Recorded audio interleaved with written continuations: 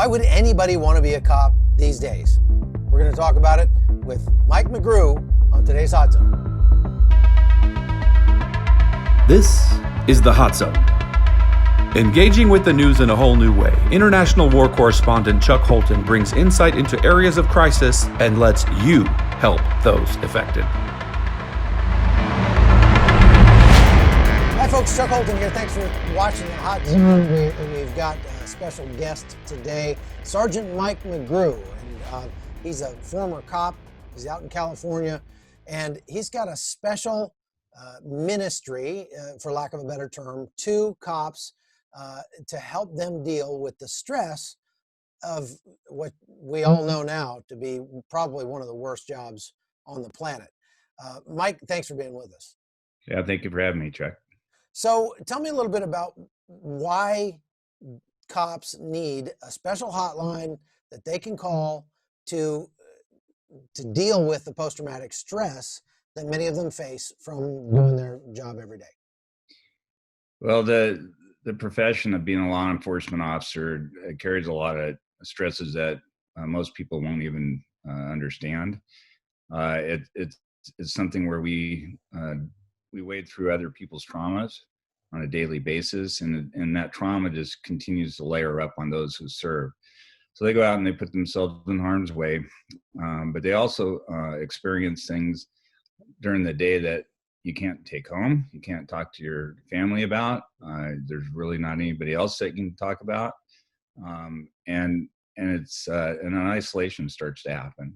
Well, and so, I would imagine that if that many of them probably feel like if they have an issue and they're like, I just can't take this, I can't deal with this, and they go to their chain of command for that it's going to be a black mark on their record, and they don't want to take the chance of losing their job or being sidelined or being taken off a case or whatever, just because of having to deal with that stuff. Is that accurate? Yeah, absolutely. That's been the biggest barrier. When I came into this profession 35 years ago, the senior officers were Vietnam veterans who I think paid the price in post-traumatic stress injuries.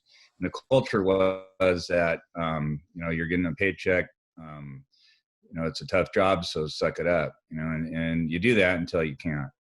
And for years, there would be instances where an officer experiences maybe taking a dead child out of their grieving mother's hands, and to go to your boss and say, hey boss, that really messed me up.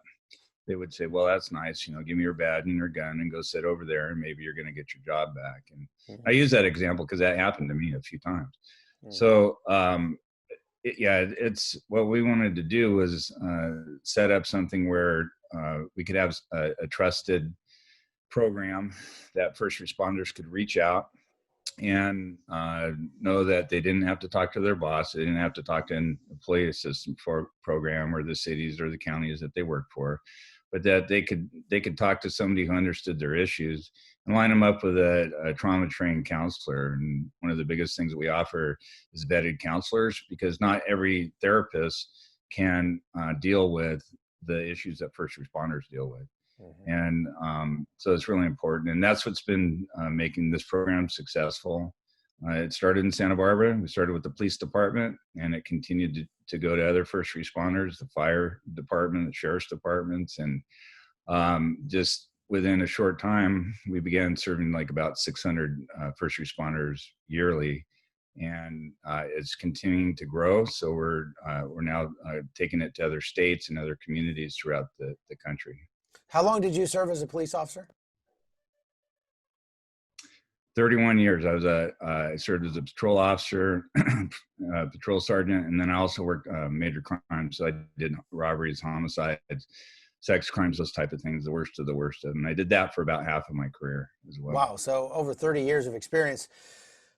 As you look at what's going on around the country today, I just saw a video yesterday of some cops in Miami that were literally getting pulled out of their squad cars by rioters and beaten in the streets. And they were having to fight for each other and fight off these mobs, beating them with skateboards, throwing things at them, spitting at them. Have you ever seen it this bad? I haven't. I was in the Los Angeles riots back in the 1990s after the Rodney King incident, and it was not good back then. It was more isolated where it was down in Los Angeles, but I spent a week down there in that. I think right now is widespread. It's across the country. Just in our region, we've had 5 police officers shot in the last 3 days. And they're going out doing a job looking for an armed suspect, and the rest of the media, I shouldn't say all the media, but most of the media is just portraying them as villains. And here's people that are going out and giving their all. They still are doing a great job. They still are, putting their lives in harm for other people. And so it's really sad what's happening right now. But I'm really struck I'm sorry. I'm struck by the no-win situation that these guys find themselves in. I mean, when you see these riots taking place, if these cops don't go in there and do their jobs and establish law and order and bring the peace, that's why they're called peace officers, then they're going to get crucified in the media. They're going to get fired for not doing their jobs.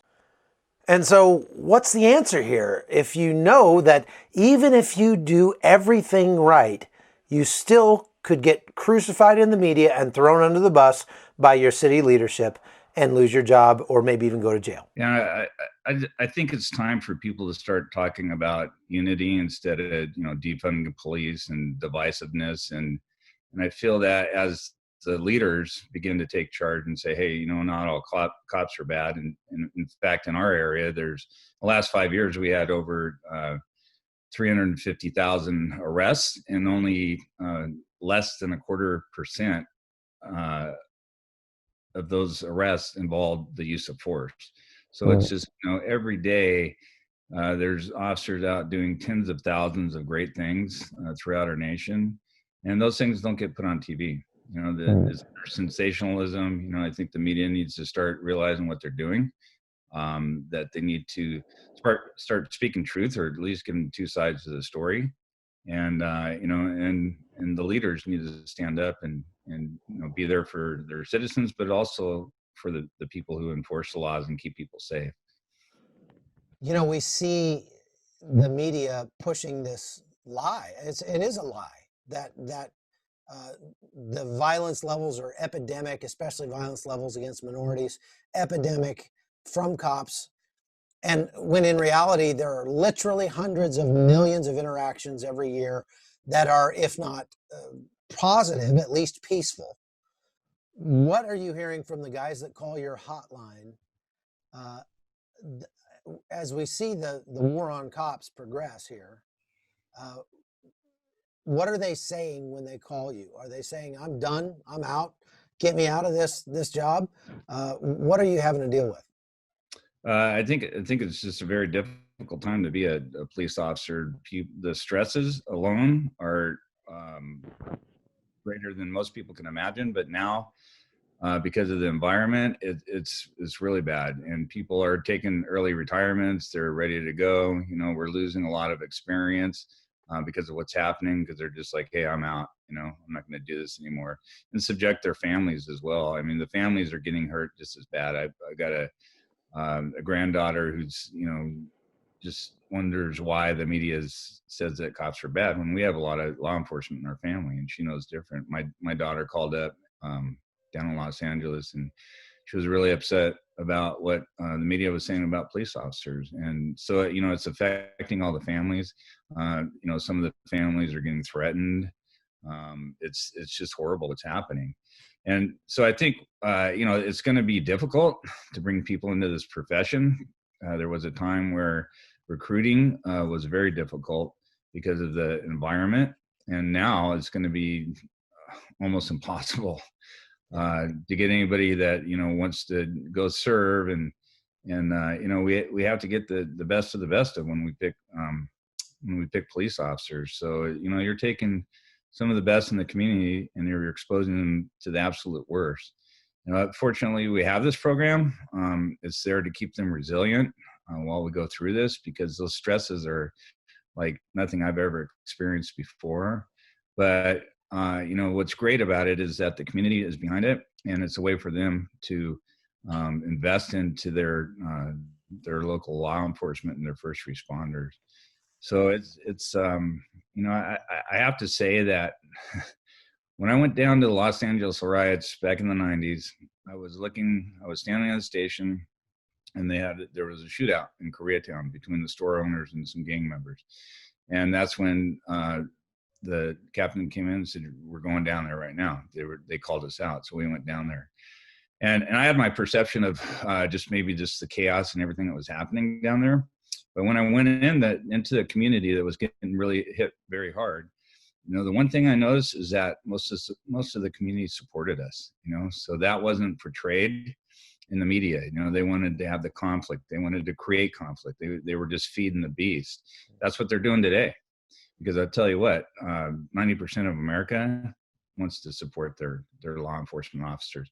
They have questions, and great. That's what we are. We're a country where we can have peaceful protests. We can have reform if there's something going on in a specific community, but there's still support, and there's still normal people out there. Right. Well, Mike, thank you very much for your time today, and thank you for the work you're doing to help cops.